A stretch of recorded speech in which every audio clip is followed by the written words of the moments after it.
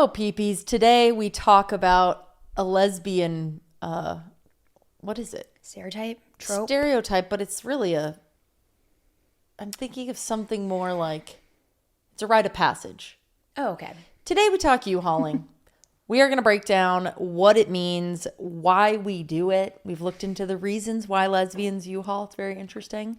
And if it's bad, when it's good, and some stories from our listeners. Oh.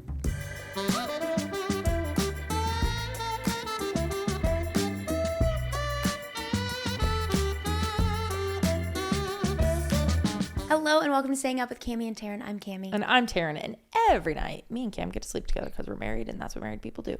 But every week, we invite you to join us to that beautiful sleepover. And this is it. Thanks for staying up. Thanks for staying up. Get Hello. cozy. Hi, honey. How are you? Oh. You're our you this week. Okay, I'll go first. My you. Well, this week I think I'm okay. I think I'm okay is incredible. I physically am doing better, is how I would say. I think I've really hit a stride coming into week that. 4 of your boobies? Today. Today's a month. Congrats. You know what's so crazy? It really has been a turning point for you. It's been a turning point. It's been a month since my breast reduction. Mm-hmm. And whoa. Go baby. Go baby. At the very beginning, I kept saying, wow, I just can't wait to be a month out. That's so and now true. we're a month out. And we're here. And it has significantly... Time really does just happen. Keep slipping away. Except for we just found out today that tomorrow is not even real. No. And it's sending Taryn into a spiral. Guys, literally, tomorrow does not exist. It is not real. We were like, at this present moment, tomorrow is not a thing. If you're like me, that's sending you into such an insane spiral. What's crazy about stuff like that is right before you spiral, you can see it. You're like, don't go there. It's going to do it. It's literally a black hole. Yeah. Taryn saw a poster and it said a date for like a jazz thing happening. And she was like, oh, when is it? And I was like, oh, it's tomorrow. And she's like, dang it, I wish it was today. And I was like, well, it can be today, tomorrow. Like I was just fucking with her. And it was already like, oh my God, no, really upsetting your mind. And then she was like, oh my God, tomorrow doesn't exist. I'm like, yeah, it's like literally not real. And she was like, okay, please stop. Literally, it is something in me is you're having like bubbling. A visceral reaction to it. Anyway, today, that's all we have. Today, tomorrow doesn't exist. What is reality? Let's freak out. Yeah.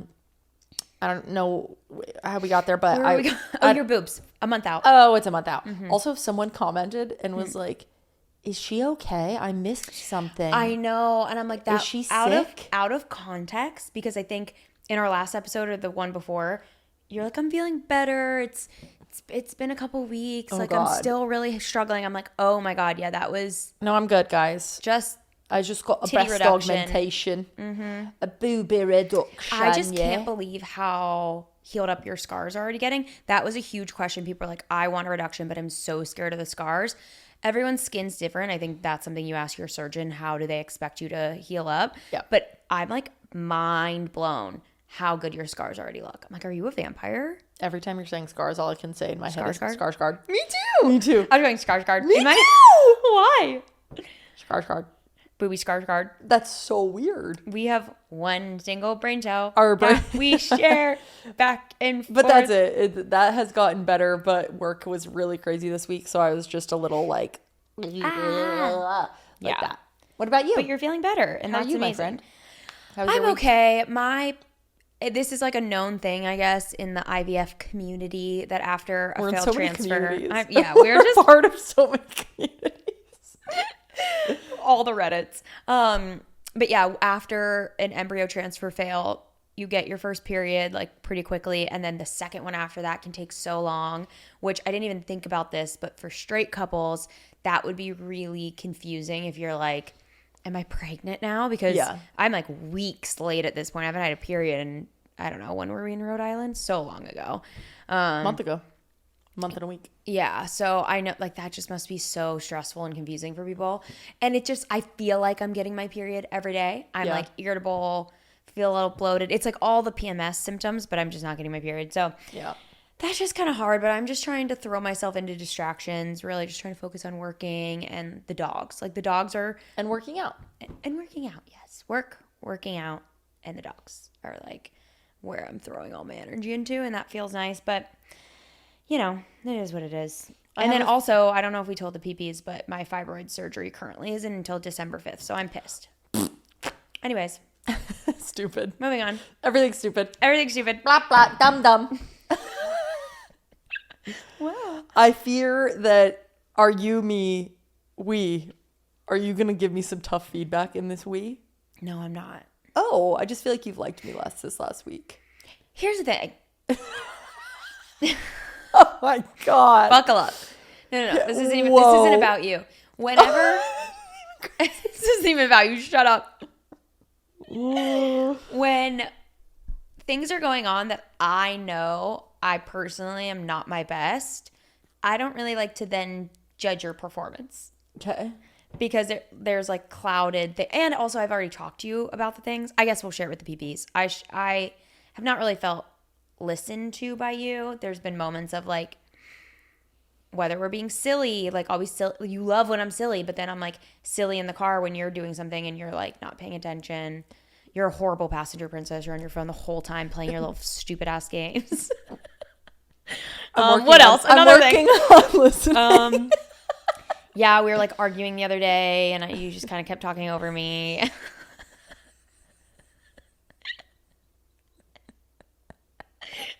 We were at dinner. And then I told her all of this. And she's like, okay. And then you sat there and I was like so clearly done talking and you waited an awkward amount of time to then start talking. And I was like, you're just being a bitch now. So that's where I'm at. How are you? How am I doing? This is what I mean. Don't wait so long. What? What? Now I have to fill the space. Because when I waited earlier for you to just go, you did. Because it was awkward. I was like, I guess I'll keep talking then. But more came out. So it was like, oh, I'll just keep being quiet. I know, because I was like, okay, this is annoying, but I did just ask her to like shut up and listen. And now she's shutting up. So I guess I'll keep talking. Give her something to listen to. So anyway, I think that my period was this week. I'm a really bad listener this week. I know it. So I would like to be clear. Yeah. That I also not to like really try to explain myself, but I do want to explain myself. I do. And don't. This past week at work was kind of my first week of like deep frustration with people, which like this is normal in every single job ever. It's not new and it's not specific to this company. It's like your first fight in a new relationship. Yeah, it's just like this is my first like the honeymoon phase at work kind of got like the kick in the butt. Yeah. So my mind was going there. I'm also having a friend problem. So it's just like I feel that my headspace is not clear. That's totally and fine. that's so not fair that you get the brunt of that. That's and I'm nice very sorry. Thanks, baby. I just think it was kind of a bad storm this week, and so my brain has been kind of not doing good. I love you. So I'm really sorry. That wasn't a great explanation, by the way. Like that was like you taking ownership and sharing where you're at without dismissing it. I really appreciated that. Okay, cool. Cool. Anything else you want to say about it before I move on? No, you can talk shit on me now. Yeah, you have been awful. I'm just kidding. Can you imagine? I knew you were kidding. I was like, you've been great. Never. No, you've been great. I can feel that you've been a little aggy with me this week, and so I feel Aggie less in general. And aggy in general. I feel like less lovey from you. Oh yeah, for sure. But I think it's just we're both too low. Yeah. Right now. Yeah. And I also am like that's cool. really missing sex. I've been thinking about it this week a lot. Know. Like I feel like I wasn't thinking about it during the beginning of recovery. Yeah, because you like literally couldn't even like move your arms a little. So the last thing you're thinking about is having any kind of. And now that I'm moving around more, I'm a little bit like, well, damn. But it still doesn't feel like it would be like, is that going to be a enjoyable very at the free moment? experience. Yeah, I feel like fair. I'd be anxious the whole. And you can't touch my chest, and I can only be on my back. There's like so many. What was that? Like, I was just thinking like that I even just comfort wise love like rubbing your chest, so that would be really hard in the moment not to get. I'm just like, there's too many It's stipulations. just missionary. We used to have straight sex. I mean, I just have to literally lay there. Like, I can't even. Yeah, I mean, that's better than nothing. I think we could do that. Okay. You know? Maybe Like, we need it. I think we do. I Clearly. think it'd cheer us both up. Before we get to U-Haul talk, Yeah. I see that you have lots of things you'd like to share with the peepees. There's not lots of things. I just write them. I don't need to share them every episode. Like sometimes I put them to the next ones. What we do, guys, is we just keep a little list in our phone of a bunch of shit that we don't even really talk to about each other. So There's little thoughts that pop up here. Every now and then. yeah, go ahead, hon. And it's Tell a bummer. me. I need to be better at writing them down because I think of stuff and I'm like, I'll definitely remember that. And 5 minutes later, I forget it. So the memory ain't good. Oh, I saw a photo. I'll post it on our, I almost said the PP Instagram, the Staying Up Instagram. Yeah. We went to a hockey game and I have on a like bomber sportsman like Letterman jacket vibe. Yeah, you're gonna scare me. And it says PP. Why is it scaring you? Why Oh. would that scare you? Why would that I ever don't scare know. you? I don't know. Doesn't Why does matter. everything scare her? I don't know. It says PP on the front. And I Oh. don't know if I still have the jacket. I literally wanted to share this last week. I still have not just looked in my closet for the jacket. Oh. Because I have a hunch that I got rid of it. Oh, bummer. Because it wasn't like the cutest jacket. I didn't realize what it said on it. And now I'm really upset. Oh, Pittsburgh Penguins. No, it's like green and blue. It was just like a generic jacket. Oh, weird. Yeah. But it it said just PP. says PP. Well, in that's blue weird. and green. And it's so cute. But if I can't find it, I think we just need to make like really cool merch. And making a Letterman jacket would be so expensive, but it would be so us. I want to make a jersey. That's my. It makes more sense to make like bed stuff, like a pajamas or something. But I'm like, nah. No, I want to make Let's a make jersey. something cooler. Yeah. I want to make a jersey. I want to make a dad hat. Yeah. A big hoodie, of course. Cozy coz. What other shit would you make? I feel like you would have like a. Well, that's different. What about a cute little necklace? But that's the Who's wearing problem. a If PP we're necklace? Why making would I even? staying up stuff, it's like it's not just like your brand or my brand. It has to be the podcast brand, and Yeah. that doesn't like a jersey can find doesn't a really way. fit it. Like that would make sense for you to make, and Yeah. maybe you do something with your card deck later of like merch for that. But like, Yeah. I don't know. Anyways, I just wanted to share that little tidbit because I thought the jacket was really cool, and maybe I'll find it. Stay tuned. Find it and then sell it to a lucky top on Patreon. Oh my god, Give it away. oh, but I want it. You haven't even worn it in years. And you I'm just bummed said. about it. Oh, I'm like, where is it? okay, yeah. I think it's gone. I can't. Somebody got it at like our local Goodwill, probably. Guys, I'm having a really ugly phase. Oh my god. She is always so mean to herself. Oh. And it really upsets me. Well, I'm balding. I'm pretty sure I'm balding. There is a lot of hair coming out, but you're not balding because you have so much hair that you can't tell. But like, we got to get something, some vitamins or something in your body or I'm off. pretty sure it's my iron. But I'm like really scared that like I'm always shedding a lot, you guys. Always. But Yeah. it's up. The hair loss is at an all-time Well, high. you shed more because you have more hair to shed. Yeah. So that's just normal. But- But it has been like clumping. Okay. Is my concern. That took my breath away when you said I clumping. heard it. Sorry, but it is. I've been washing your hair. So Clumping is scaring me. What do we do? we need to go probably get a blood test and see like if your iron's gone up, and then make sure you're staying on your iron I supplements. have been. I've been having more iron. Then maybe it's something else. Maybe you need to take like collagen or something. I don't know.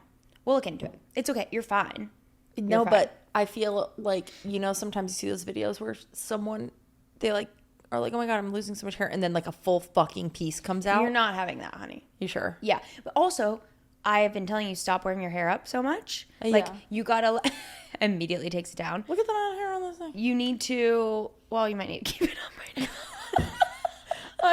No. Maybe that's a problem for another day. Is this okay? Because Does it look weird? Oh, fuck. one, keeping it up in a ponytail all day, it's Does just it look tight, terrible? and I would put it up, and that's like putting tension on it.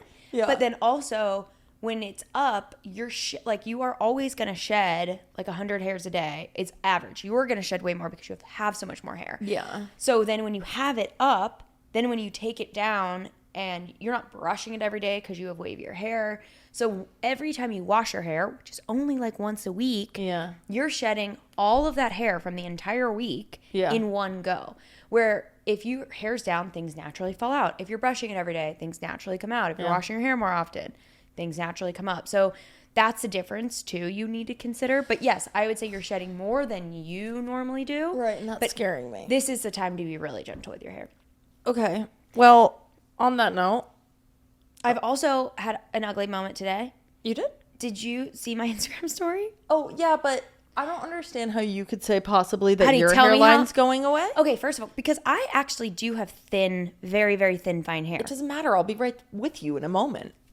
Your worst nightmare is catching up to me. That's not true. Your biggest fear is looking like me. No, my biggest fear. Did you guys hear her? My biggest fear is having literal holes in my thing. But this wasn't even about my hair thinning. It is already thin. It is that I did not know I have a huge forehead.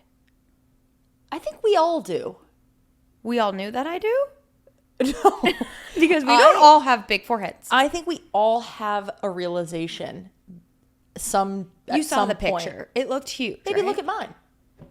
I don't think you have a huge forehead. What? No. I mean, you It's pretty big, right? no. The one thing I Be will honest. say, no, It's big. I don't think And it's it's because big. I have a heart shape, so like this area is so thin and blonde. Like, no. I think what happened was, babe. Okay, she's like intensely looking into the camera. If you're listening and not watching, she was. I think what happened is, you know how if you just like suggest something while someone's looking at something, it's like, oh like, yeah, yeah, I see maybe. that. It was like you said, doesn't my head look like an alien shape?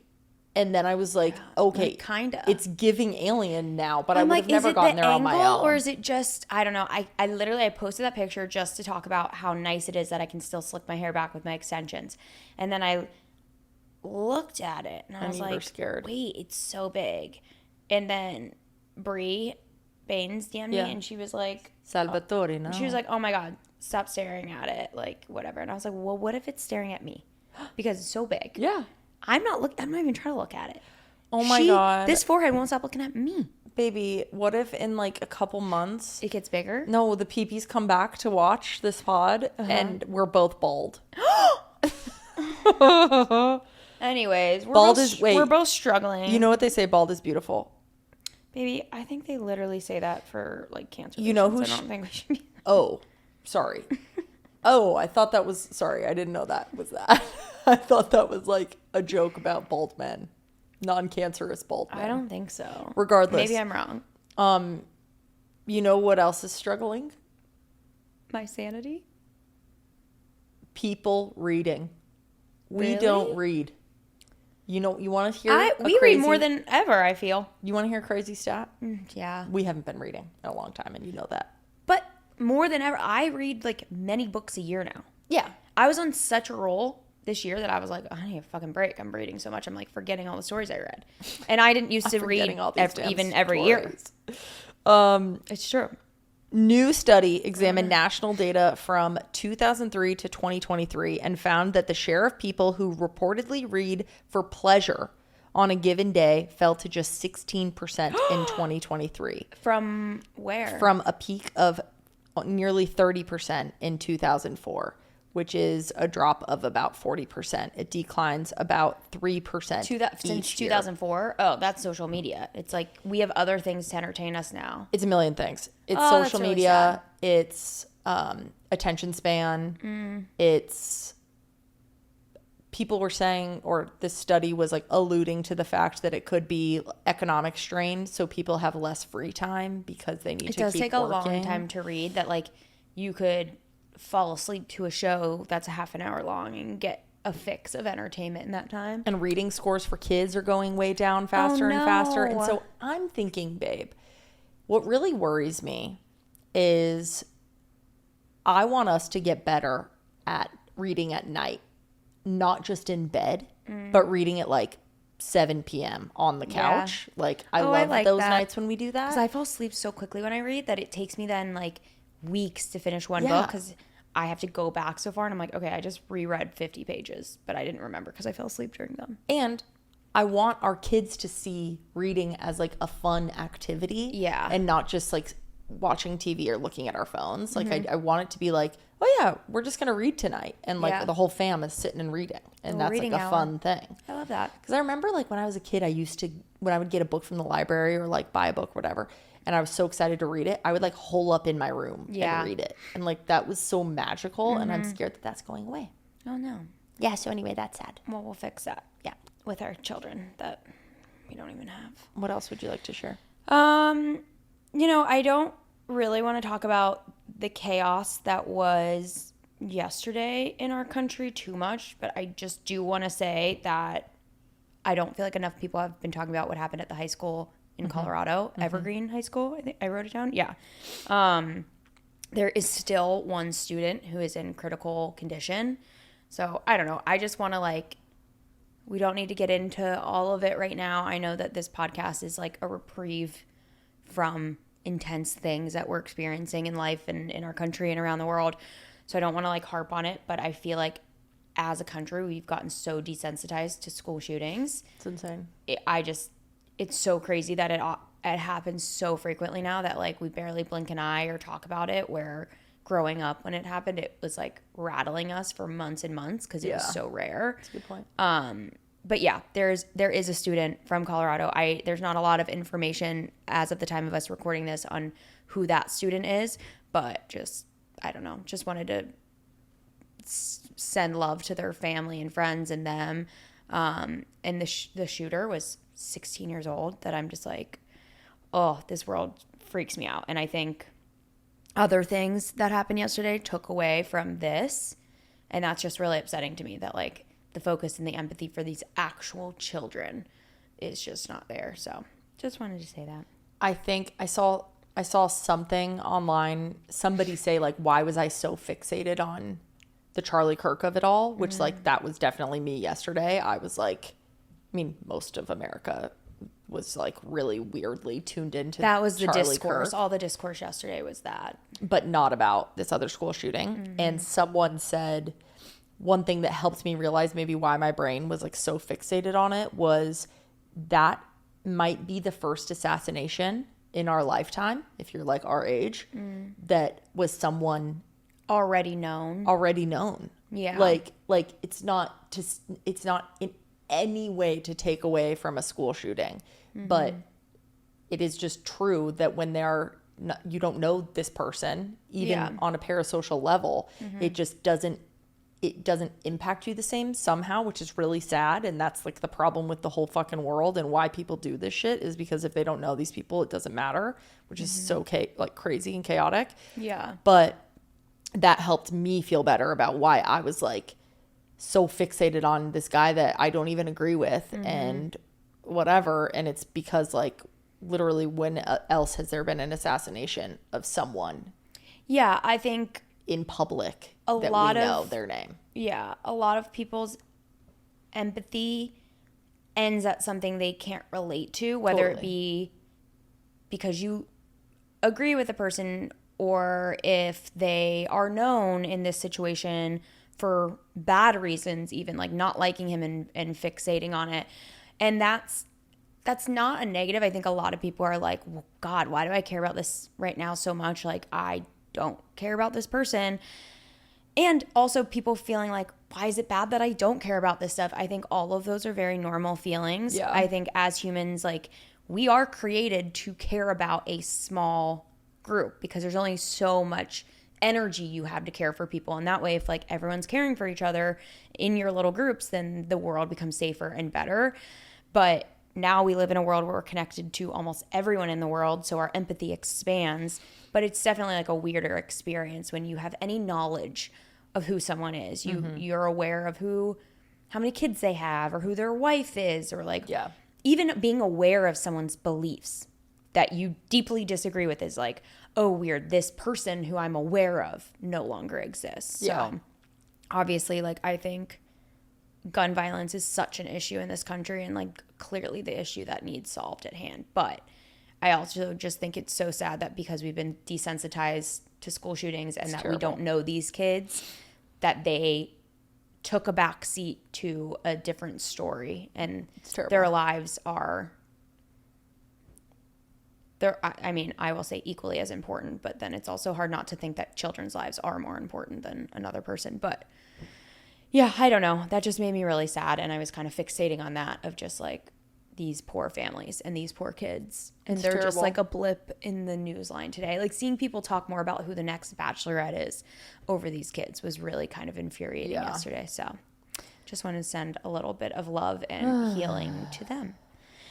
Okay, now off of that sad note, and again, I'm sorry. I know that this is supposed to be more uplifting. Oh wait, I podcast, can keep sadness going. Oh, please! I'm sure they would love well, it's sadness with a twist. it. Okay, Have fun, girls. a segue. I'm having some trouble with a friend of mine. Okay. You're gonna get the PP's opinions. No, but I am. I don't want your thoughts. Well, I don't want to give too much information about the fair. That's situation, fair. but I just felt like a good friend of mine dropped the ball pretty heavy. And my promise to this person and their promise to me was that we will always be honest with each other when we're hurt. And because we both tend to be sensitive people. Yeah. So I brought that up, and then it feels as if, and I'm quite sure, that now they're mad at me back. Yeah. Because I brought that up. Okay. I think this is a very normal dynamic in relationships. But I think one thing so I've been fixating on it nonstop. We haven't talked. I didn't feel good about their apology.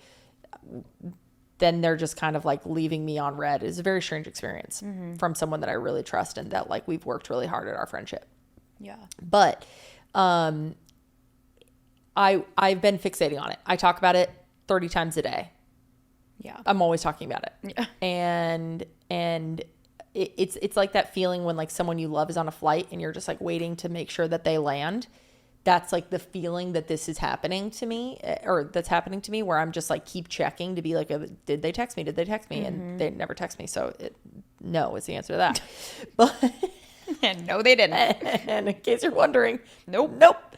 But I was talking to Cam about it the other night when we were in bed, which I thank you so much for listening to this. I know that you're so sick of me talking about this experience because it's crazy. But I had this moment where I was like, what if I just demoted them in my head from this upper echelon of best friend to just a lower thing? And it's not going to change how I treat you, but it's going to change my expectation of you and what I expect that you say, do, don't do. And since I made that little reframe, I have been so much less fixated on it because now I don't look at that experience and look at this person and think like, oh, they didn't text me again. Like they didn't do this. I'm like, oh, this is normal. What they're doing, their actions and their behavior is actually what I expect of this type of friend. It was just that I was so frustrated because of what I thought our relationship was, that they weren't meeting my needs or my expectations. Yeah. But then taking some level of control back and being like, oh, it's just not this hot, it's this. I'm like, oh, this is way easier for me to handle. Yeah, I think having any control of a situation is always going to feel better. That's such a human need. Yeah. And I feel like we put a lot of pressure on friendships, especially as we get older, that people have to be a certain way or fulfill a certain aspect of your life. Yeah. Either because that's what you want from them or that's just what you've gotten used to them doing, whatever it may be. And sometimes those expectations are either not fair or not correct. And you are just going to always be disappointed by this person again and again and again. And they're not doing some big, horrible thing. They could be acting the exact same way as another friend does, but you hold them to a specific standard or expect something of them. And maybe because they expect something of you. Totally. And you're matching that energy. But yeah, the only thing that you have to control in this situation is how you view this person and who they are in your life. And I've noticed a change as soon as you kind of like accepted that in a sense. You felt so much better because it's like, I can control this. Oh, well, this is what it is. It doesn't have to be all or nothing of like, we have to fix this now. We have to talk about this. I need to call them. Like, I can't wait for them to text me. It doesn't need to be that or like they're out of my life forever. I'm never like, this is done. This is a friendship over. It's like, yeah, well, you know what? Looking back and reflecting, this is kind of always who they've been. I'm seeing it in a different lighting and that's okay. And they are a good friend in a million other ways and that's who they are. They are not this person who I know I can count on for X, Y, and Z. Yeah. That's okay. And I think it is probably useful, or it's always useful for me to hear people go through friend problems at different times in life, because like I have read DMs from y'all thinking that like, oh my God, your friend group looks perfect and you always look like you guys have like, it's so solid, and how nice it must be in your 30s to be like, have that solid whatever. So hopefully this shows you that like, that is not always the case. Well, that sounds so dramatic. Like, it still is the case, but it's not that we have no friend issues. Yeah, or that like those relationships aren't ebbing and flowing and changing and Totally. growing with you. And you have to be able to be open to that in order to have healthy relationships. Like, this is very healthy to remove those expectations. Yeah. And that, like, in this case, it's very specific, and I don't agree with everything your friend's doing. But in a lot of these cases, sometimes the person is doing nothing wrong. Totally. And it's just the way you're perceiving who they are in your head. Like, I've had a friend over this last couple years who's been really unavailable, really MIA, and she's so stressed about it and like talks about it all the time. And is like, I'm so sorry. And I'm like, you don't have to keep apologizing. Yeah. We're adults. You're busy. You have new job, new this. Like, there's a lot going on. Right. I know you love me. I know I can count on you when I need you. Like, I love you. I know you love me, whatever. It's all of that's happening. You're a good person. I don't care if we don't talk for a year. I know that our friendship is good. Right. And that's great. And then you have friends who like, yeah, you are always there for them, and they're crying on your couch, and you're like helping them through all of this shit. And then when you need them, they're just not there. Yeah. And that energy is like, whoa. Okay, well, maybe I shouldn't give so much because I'm just going to be disappointed. But most of the relationships in your life, it's like you have full power to keep them good and healthy just by managing expectations. Totally. Yeah. And I'm proud of myself, because I feel like this is the first time I've done a successful reframe with this friend. And it doesn't mean it doesn't hurt. I still think about it, but like my thought time on it has gone from like 40 minutes a day to like 5 to 7. And that's great. You got some hours back, baby. I got time back. Yeah. So anyway, I'm bummed about it, but I am also like, it is normal for things to change. And I am always preaching, like, if people aren't giving you what you want or what you expect and what you give to them, like, it's totally fucking fair to be like, okay, this doesn't serve me the way that it used to serve me. I'm clearly not serving you the way that I used to serve you. We can change it. Yeah. For the good, or just let it be what it is now. So I think just like proud of myself for not sticking my feet in the ground and being like, I'm going to just bug this person and ask them what their thing is and why they're doing this to me and blah, blah, blah, blah, blah, and be a menace. I'm like, all right, this Which is is just hard what when you it have is. anxiety to not ruminate and not be like, no, this has to go away. I have to fix this. I'm also proud of how you got to this point. It was like, best case scenario, they text you, apologize, handle it perfectly. Of course, we would love that. Yeah. You have no control over that. So then it was like, okay, what's the next thing I could do? I could reach out. You had gotten advice from a different friend saying, maybe be the bigger person, reach out, fix this, smooth this over, blah, blah, blah, blah. And you sat with that and considered it and weighed the pros and cons of that and realized that for this instance, was not going to be helpful to you. And that's not what you want to do. And then it was like, okay, what else can I do? What is in my power? I can't control what literally anyone else does, but I can control what I do and how I move on from this. Yeah. So proud of you, baby. Good job. Thank you, honey. You're welcome. Should we get into U-hauling? I was going to say, should we U-Haul together? We already did. Look at this. That kind of hurts, but I like. Oh, I loved it. I think I was at a place of power. Yeah. Try again. We can flop and then you can try. I don't like my fingers bending like that. We were doing our Freaks fingers me in a out. weird way. Anyways, we were doing our fingers in a weird way. we're talking about U-hauling because it is something that we all know all too well. If you have ever been in a lesbian relationship, or your friends, your loved ones. We've been the U-hauler. We've been with people who've U-hauled. We just, there's no way of escaping that this is around us in one way or another. And we just get asked a lot of questions about if it's okay. And I think sometimes yes, sometimes no. Yeah. And we're going to try to work out what is what. Yeah. Did we U-haul? You know, I would say yes. What is U-hauling? Let's start there. U-hauling, for anyone who doesn't know, is basically whenever you, as a lesbian, move in or get together way too quickly. It's like the joke, I think, is what does a lesbian bring to a first date? A U-Haul? Is that the actual joke? Yes. Yeah. And it was from a 90s stand-up. Oh. I saw, it says by Leah Delaria in the 90s, the U-Haul joke. I did not know that. Yeah. Someone I thought must this have... was just like a word of mouth we like passed on. Well, lesbian legend. yeah, it took off because it is so true and so many people have experienced it. But yeah, basically it's just that when you put two girls together, we're moving in quick, probably getting married quick, doing all the things at lightning speed. Yeah. You know what? I think I would classify us as U-hauling. I think I would too. Because Taryn and I started dating at the end of November, and by March we were living with each other. So I would constitute anything under 6 months as U-hauling. Yeah, in that's my pretty... Mind. It was accidental. It was accidental. It was kinda. purposeful. It was accidental. COVID happened. I know. We would not be living together if it weren't for COVID. That's what I mean. So By yes, accidental, like we did it, but the whole plan was like you were probably going to move down to LA from San Francisco in the summertime. So then we would have been past the 6 month point. But who knows where I would have lived? Isn't that crazy to think about? Like where... By that point, we would have, being together that long, we would have just been like, that's silly. We would have moved in. I also think there's a lot of things that constitute U-hauling. And here's the thing. Is it only a good thing when it works out? Right. And would it have always worked out with or without it? Maybe. That's a good point. In our scenario, I think there was a lot of things at play. A pandemic. So that happened. I think a lot of people U-haul during the pandemic. Yeah. Long distance. I think when you get out of long distance and go into it, you just want to be together. You're like, why would we have two apartments? Let's save money.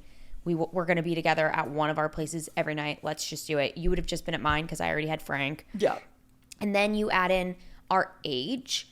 We were in our late 20s, had been in many serious relationships, a few serious relationships each. So we combined many. So we both had known what we want and don't want. And I think when you're older, you tend to maybe move a little bit faster. I had come out of a really toxic, bad relationship.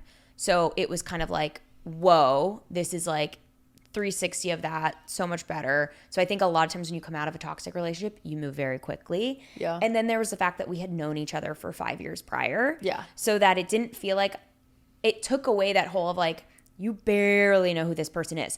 Now I will say, if I was my friend then, I probably would have been like, this is really quick. Same. I would have said that. And I think people did say that to us. People did say that. And we said it to each other. Like, it was super fast, but it was one of those moments of like, if you know kind of thing where I was like, yeah, we're going to be together. Yeah. And of course shit's going to come up and we're going to have stuff to work through. But I just knew we would work through it together. Yeah. Which then I think caused more issues when we would get in fights later down the road where we were like, what the fuck? We were going to be together. Why are these fights even happening? Why is this not working this way? So I'm not saying like, oh, our situation's unique. We are immune to the U-Haul concept and it wasn't bad. But it's like, I think there were a lot of things at play. But at the end of the day, yes. Did we U-Haul? Short answer, yes. Short answer, we did. And if you might be thinking, well, maybe I U-Hauled. Why is this a lesbian thing? My Lord, my goodness. There's a bunch. That was insane. Whatever I just said.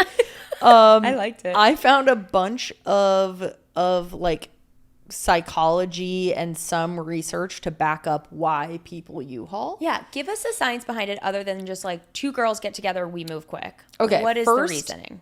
Shared trauma and trust. Queer people often build intimacy faster due to minority stress and shared experience. Yeah, you're discussing things that are so heavy that like it is a trauma bond. You're like, how many times on a first date or even not even a date, meeting new queer people, that one of the first conversations is, when did you come out? 100%. What was that like? Was your family okay? Were your friends okay? So you get deep quickly when you're talking to queer people in general. It's also saying emotional openness. Women love women. Couples are more likely to lead with deep conversation and vulnerability. Yeah. So there's that. So you know each other quick. Then dating scarcity. The pool is smaller, and when you find someone, it starts to feel urgent. Yeah, you're like, I have to lock this person down Yep. or I'm screwed. I think this is also a reason why a lot of people stay with the wrong person too long. Yeah. Like my first relationship, my first female relationship was clearly like not good and it was toxic and all that. But I was so young that I was like, well, this is the first lesbian that I've known and liked and found attractive, and they like me and find me attractive. 100%. We got to get married, Oh. obviously. That was both the relationships that I was in prior to meeting you, where I was like, yeah, wait, how much better is it going to get? Yeah, which people already experience that in relationships. Yeah. Then you add on the scarcity of like, there's only so many lesbians. And like, I don't know. It's hard to be attracted to people sometimes. Well, anytime you I don't know lower, if that makes sense. It but does. like- And you're lowering the pool of options. Like Yeah. looking at some of our single friends dating apps, That's I'm what like, I was going to say. oh my God, it's so scary out here. And that's how, but it's so funny because Not scary. it is. It's like looking for sperm donors. It was Yeah. like, whoa. Yeah. But it's so funny because I know so many people on dating apps and they're like, it's so bad. And I'm like, I know, but why it- are- and where like are- half the times they're swiping, it's men. And they're like, so I scary. love lesbians. How are you getting through the system and being here? It's so scary. They're literally hacking the code to be on lesbian. And with lesbians, Tinder. it's like, okay, I'm femme and I have a type. But does my type like a femme? Yes. So you act like it's so stressful that it's not just like, huh, I'm a girl, you're a girl, we like Huh? girls. What was Let's- that? I don't know. There's a hat. Huh? But it's not like that. Just Yeah. the same way as with straight couples, it's like, if I'm straight, it's not like, oh, I like boys, so every boy I'm gonna like and every boy's gonna like me. Yes. And maybe that's why straight people, whenever you like come out to them, they're like, did you ever have like straight girlfriends be like, did you ever find me attractive? Or Yeah. like be offended if you weren't into them? Yes. They're just like assuming because you have the ability to like women, you're gonna obviously them. like them. And it's like, you're beautiful, you're great, but you're not my type. Right. So yeah, it's tougher out there. You sleepy, baby? Ugh. Yawning up a storm, mama? I think I'm sleepy and I think I'm starving. No surprise there. Oh. Okay. Two of so your favorite needs. why people are U-hauling. We've got emotional closeness and trauma. Mm-hmm. We've got dating scarcity. We have similarity theory. Research shows that women in same-sex relationships tend to have more in common, Yeah. which accelerates bonding. I mean, half the time when you go on a You're like, "This first is my date best with friend." anyone, you're like, you're like, oh my God, they like what I like. Like, think about Love on the Spectrum. 100%. They'll both like crafts, and it's like, that's my soulmate. Yeah. And it's like, wait, baby, there's gonna be a million people who like crafting. Yeah. And they're like, no, we both have the same common interest. Right. Two lesbians, we like all the same shit. It's assuming, like, this research is saying that because you are a woman, you likely have some similarities. We're going in, through so many things that are the same. Yes. Even So- if we're extremely different and have extremely different interests, there will always be some commonalities Yeah. that you don't have with a man. So this makes you move faster. That makes sense. Oh my God, we're not crazy, guys. Then the last one is queer relationships rewrite rules. So there's no default like boy girl roles, quote unquote, which means there's more flexibility, but can also lead to more potential for over merging because it's like there's less of a playbook of like how things should go. So it's kind of just like Even having wing a it. girls' night. It's like, bye, babe, having girls' night. And it's like, well, wait, I'm coming. I'm girl. Oh, I come. Like that. I was I'm like, girl. I I was talking come. like caveman. Like, I girl too. I come. I know, but I love I'm girl. I- I come. I'm girl. I come. That is our new merch. I girl. I girl. I I come. come. I love it. It's like its own Apple, language. if you need a new product for sex toy, hit me up. Oh my It's god. called an icon. It's called an icon. Okay, so all to say we're not kooky crazy girls for you hauling. No, it's science, baby. It's science. Like Yeah. we're made to. You can't help it. Also, I had the thought, do we just think that we U-haul and move in, but like we don't actually do it more than other couples? Like, is this a phenomenon that is actually unique to lesbians, or Yeah. does it just feel that it is? No, it has to be. Lesbian couples, research shows that lesbian couples tend to move in faster than any other type of couple. A Science. 2018 Stanford study confirmed this, and it is often within 6 months. So your 6-month judgment was completely right. Wow, I'm amazing. We love Also, it. like, women don't have as many commitment issues as men. So when you take men out of the Yeah. equation, and I feel like women have always kind of lived in communities together. Yeah. Like, since the dawn of time, that was what would happen. It was like communities of women who would like all take care of the children together, all like handle the home together. They like would create a community, and then the men are just kind of like there. I'm sure they were doing something, but getting food. In my head they're not. But yeah, they're like busy. They're out, and like the women are like, this they're is playing our community. golf. Yeah, with a fucking rock and a stick. Yeah, and being like, who knows what they're doing. But women were like holding up the whole community together. Yeah. So I also think we find so much peace in that of like, let's do stuff together. Let's be a team. Like we love being teammates. Yeah. So I think that has something to do with it maybe. This is a total aside, but you know who's meant to be together and you can just feel it and see it? Oh my God, who? Us? The moms on The Summer I Turned Pretty. Oh, what the fuck is up with God. that? They're not going to give us one gay moment. Literally. So I started the show after it was already out, and I knew there was some gay shit happening in it. Yeah. I was aware of that. If you care, a little bit of spoiler, not for current seasons, but for if you haven't watched the show at all. It was just Jeremiah being bisexual, which I literally feel like they threw that in there just to be like, They did. look, we're cool. And I'm like, no, he's not. My mom did have some hot takes about that on the phone the other day. Oh, I would love to hear those. But I, starting the show, knowing in the back of my head, there's some queer shit in here, was like, I would have thought this without knowing that. But I was like, it's moms. And then I was so convinced. And then it's not the moms. Nothing ever happened. Devastated. Nothing ever came of it. Nothing ever came of it. All bad things came. I come, I girl. I girl, I come. Okay, so we shared a little bit of our 2 cents in the science behind U-hauling, but let's hear from some of our PPs, starting with, I put a few different question polls over on our Instagram saying... By pools, she means polls. She has the whole pool thing that she does. Shut her up. little cute little... Shut up. Yeah. I mean pool. That's what I said. Poll. And it's the same thing. It's just not. Anyways. But, so I'm just... They know. Well, They know. Anyways, I'm going to read some of the answers. The first question I asked is, have you ever U-hauled? And I'm just going to go through and take a little survey. Let's see. We got yes, yes, yes, yes, yes. It just happened. Yeah. So that's a yes. Yes, I have. COVID made me do it. Been there. Depends how quickly counts. My girlfriend and I have been together for a year and now moving in. Nope, you did That's it right. not U-hauling, A year's that's fine. normal. Someone said not yet with little eyes, like they're going to do it. Okay, vibes. Yes, 100%. Yes, nope. Oh, Which, are you being honest? we have one nope PP. We have yes, yes, yes. Unfortunately, yes. Oh, you know we're big U-haulers over here. Oh, Yeah. not the big U-hauler. Kinda. No. Yes. We lived in the same flat when we met. So, no, you didn't. You could pass. You didn't at all. Okay, we get it. So, a lot of yeses. And I'm scrolling, and there are pretty much all yeses. Okay. There was someone who said nope, unfortunately, which I don't know. You don't need to have that experience. We got You lots can, of but- excuses going on.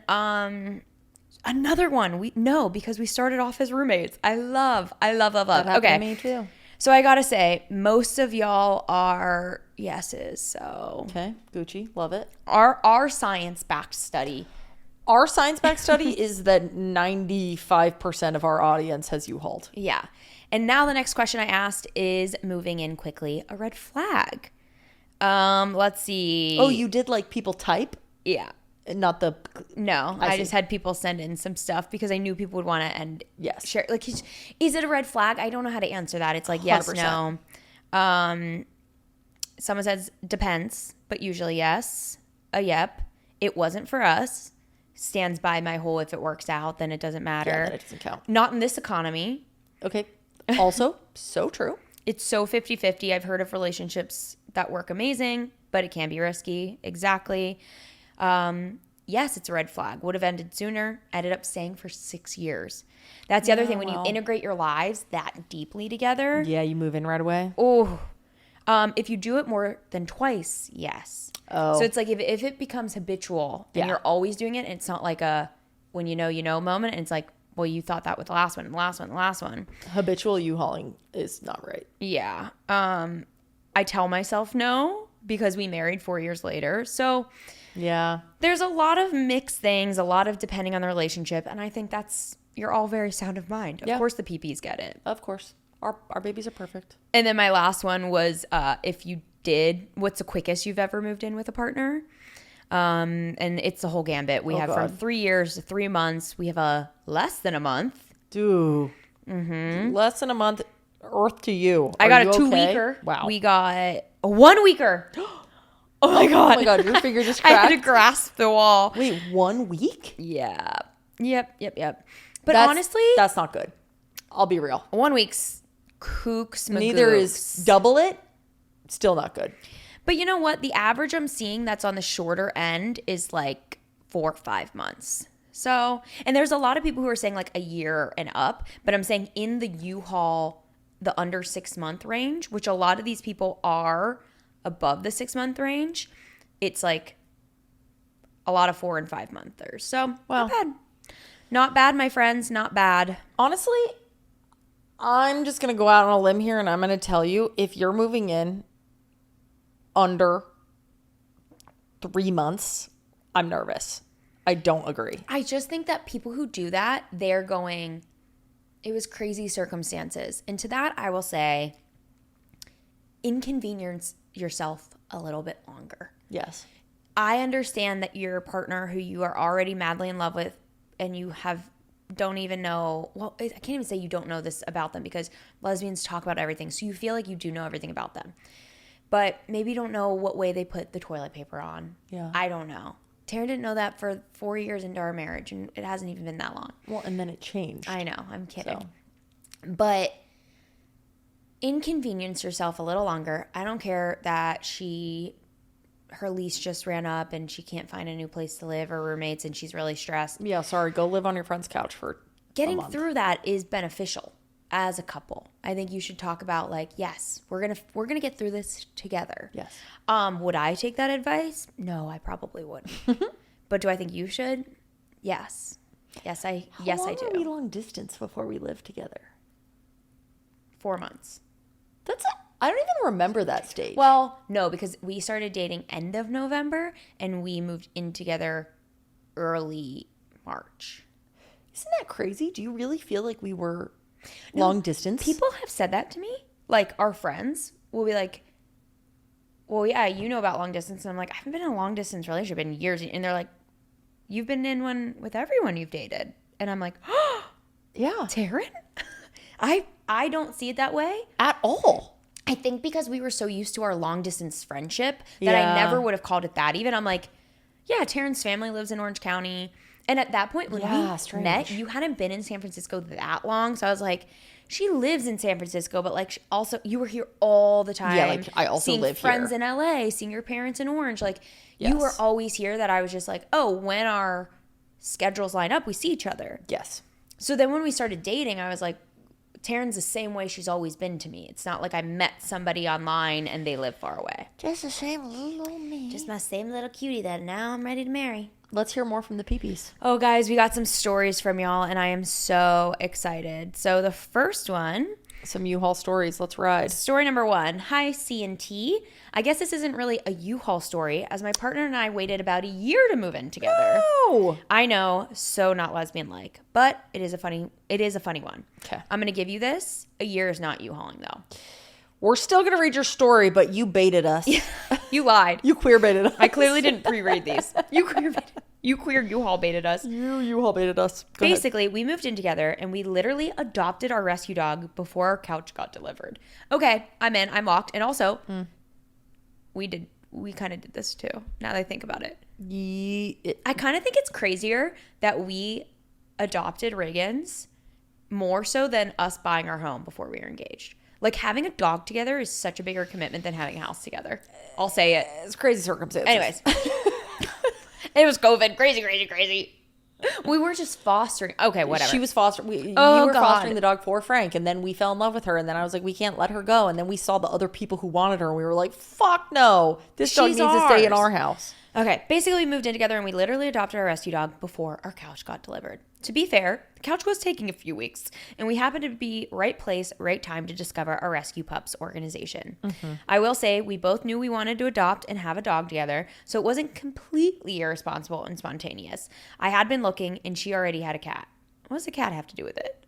At least she can take care of pet. I think it's like this wasn't a crazy first pet situation. I love you justifying this. I'm right there with you. I'm really loving your creativity, hon. But I do love that story because how lesbian of us to move in and immediately adopt pets. Now, 2 dogs and 1 cat later, we're getting married in 2 weeks. Yay. Literally the best decision. Oh, and the couch never came. So we upgraded to West Elm, and I love her. Your couch never came, but she came. Stop it. Oh, wait. And also, they signed off, love you guys, and appreciate any pre-wedding advice. We're super excited and not letting the stress get the best. Okay, I love gotta this watch story. our wedding eppies. Yeah, we have lots of wedding eppies. My best advice is just like, soak it up. Soak it up. Everyone will tell you that, but soak it up. That's it. I love this story, and I love that it made me realize that we too got a pet before it was May. So we had been living together for 2 months, dating for 6, and adopted Reagan's. Wait, guys. What? You know what they call that? What?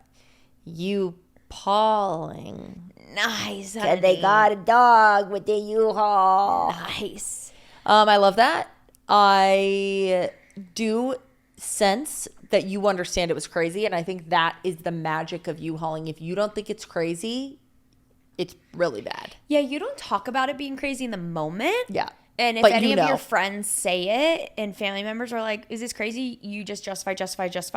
But now that you're getting married in 2 weeks, you're like, oh my God, that was crazy. You're like, why the fuck did we do that? That could have crashed and burned. Yeah, but here we are. And the puppy's great. Because sharing custody of a pet with your ex. No, not right. Not right. So hard. Yeah.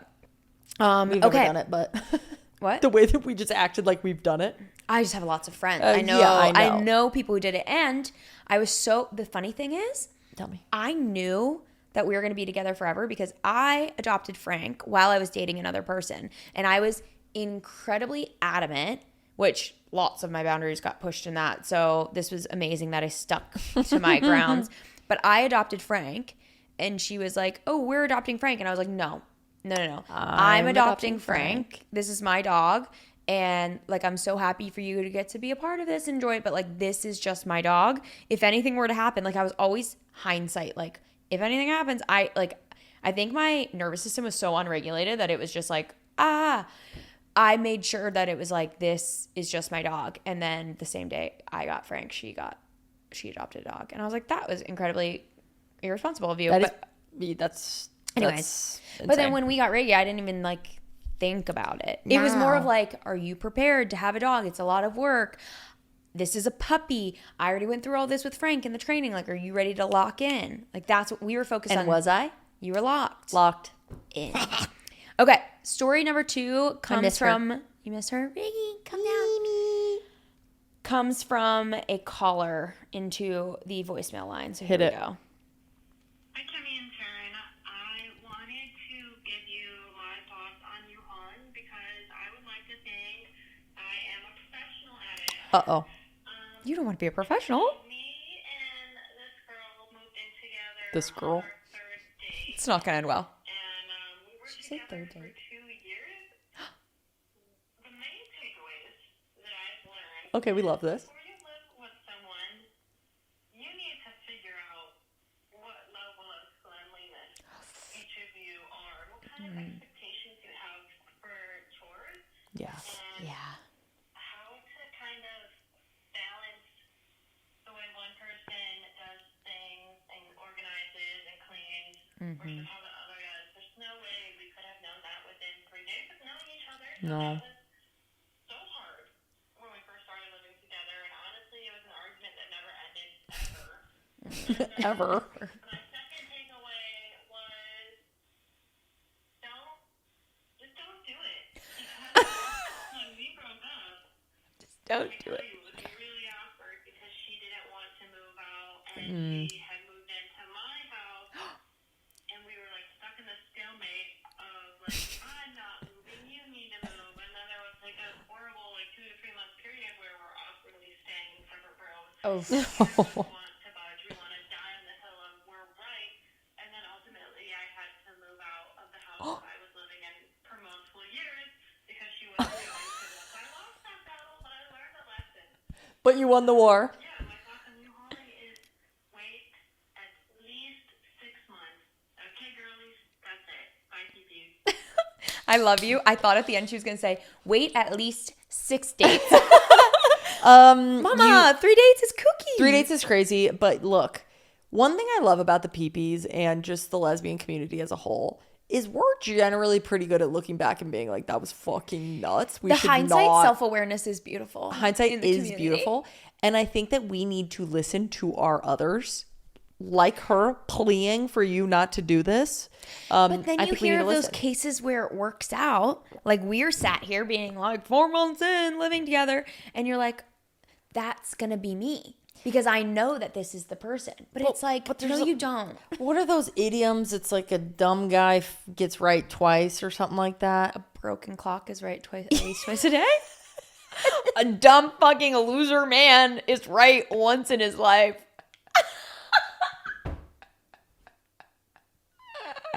The broken clock. That's right, honey. You're brilliant. Yeah. I mean, it's say, like, sure, it can work, but like, to happen. It generally ends in more madness than good.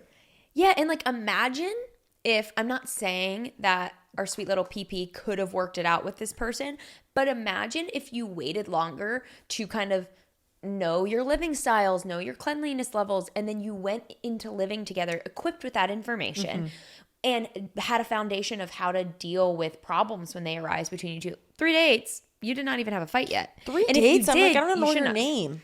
That's not true, but I'm trying to sound cool. But yeah. I liked it. Yeah. Okay, let me get into this last story really quick because it is quite a long one. So let's get comfy. Buckle this shit up. Okay, so I love the way this starts. My wife and I met, dated, U-hauled, and married in a 4-month time frame. Oh my God.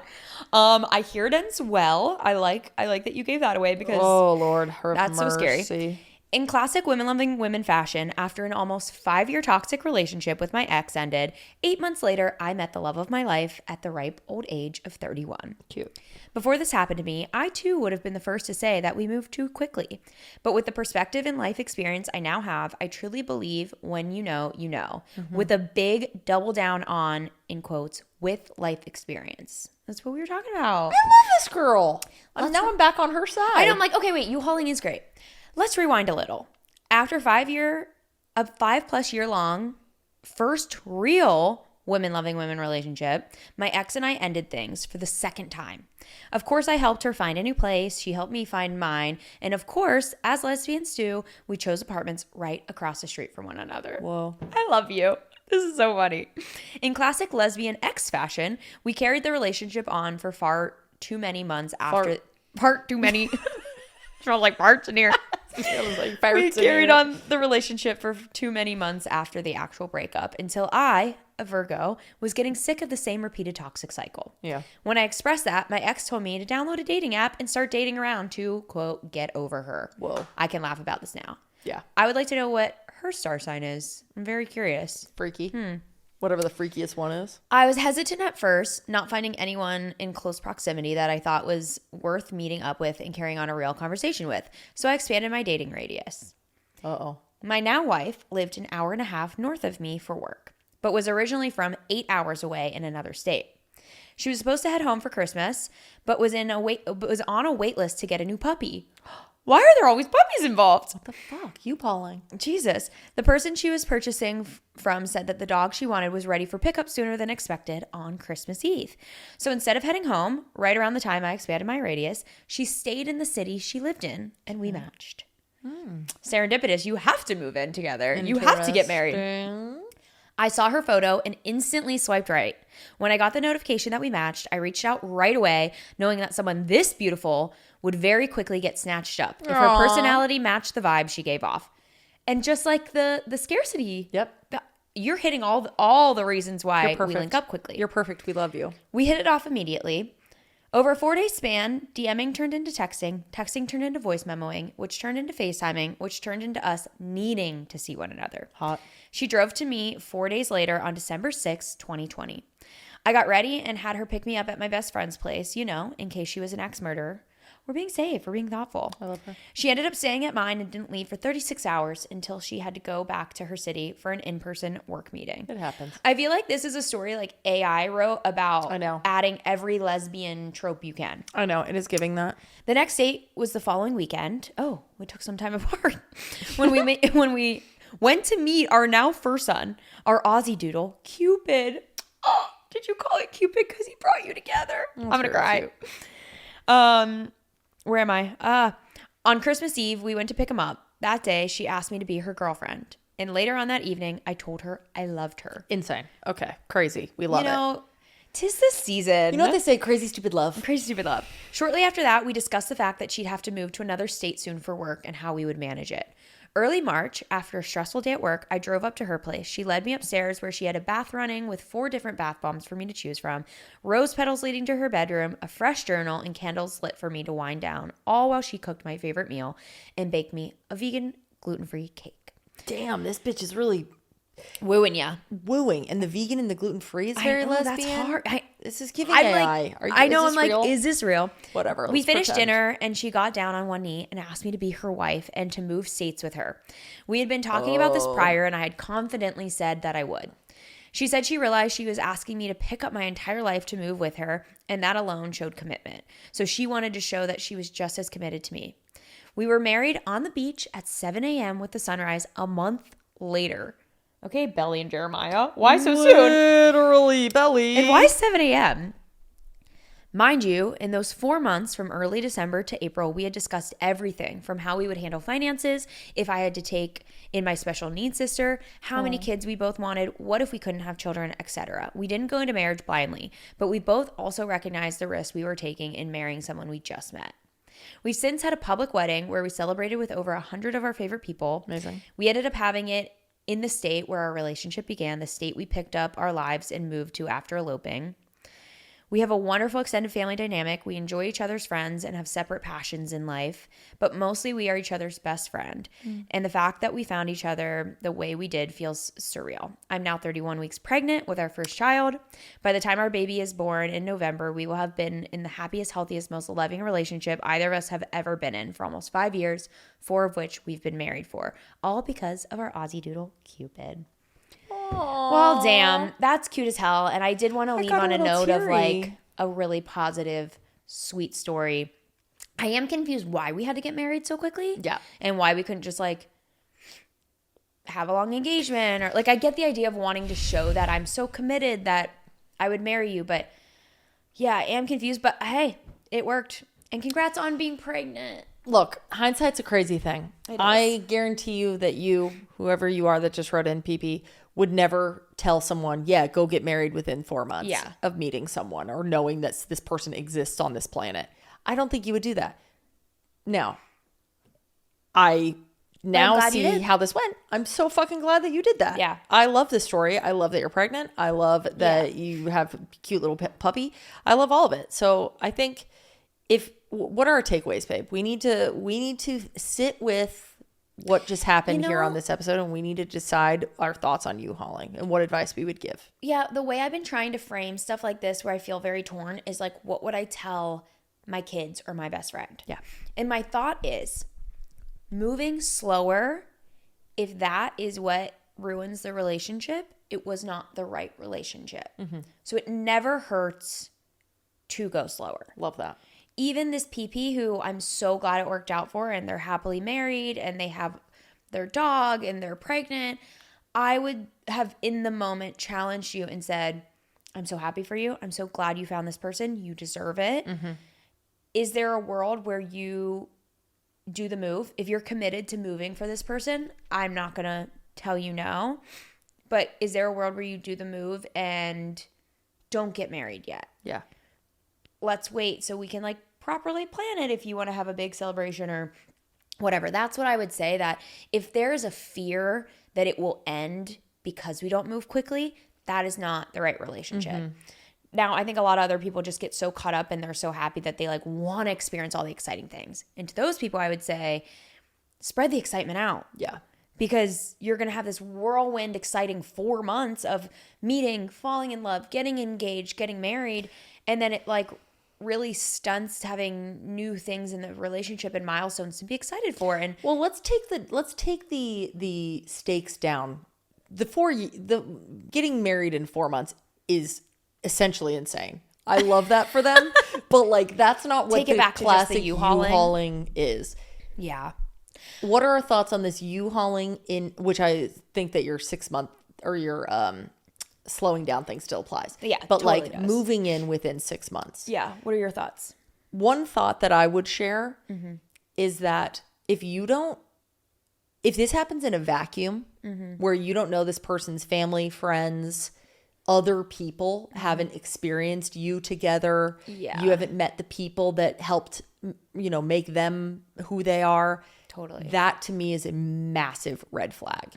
I think a lot of times unsuccessful U-hauling happens because you guys are in your own little fucking bubble and you're like, well, it's just the two of us. Let's just send it with just us two. And then you meet their friends over time or you find out they don't have friends and things start to bubble and you're like, oh, this was great when it was just me and you, but like now I'm actually seeing a larger piece of you. It's like scammers, honestly. Yeah. Where like it's all beautiful when it's just two people and the scammer is able to control the narrative. But then when you like step back and try to get a larger picture of who they are or who someone is, that's when all the weird shit comes out. So I think like the biggest red flag is moving in before you have a larger picture of who the person is. Like don't just go on dates, be one-on-one with each other and then move in. I think that is not good. Totally agree. I also think if you're the type of person who struggles with ending something that you know isn't right for you and doesn't serve a purpose, but whether you're just super loyal or you avoid conflict or whatever it may be, U-hauling is not the move for you specifically. Absolutely. Yeah. Because it just adds another layer that's really hard to unravel your lives. Yeah. Because now you live together and you're sharing the space and now moving out, it just becomes this huge, big complication that's incredibly difficult and you're just more likely to stay in the wrong thing. If you're not one of those people and you don't stay in things that don't serve you, then U-hauling is probably not going to be a problem for you because you're going to get out of it other than maybe ruining something that could be good by jumping in too early. But another thought, be careful of having the person you U-haul with be the first person you've ever lived with other than your family. that's a good point. That is There's a learning curve going to to cause that. some thoughts. Yeah. Yeah. That's all we got. I think that might be all we The long I was thinking. I hope you guys enjoyed our U-hauling episode from two U-haulers and a lot of PPU haulers to others. Be safe out there. Hey, be safe. Drive safe. Okay. I get it. That's funny. We love you guys.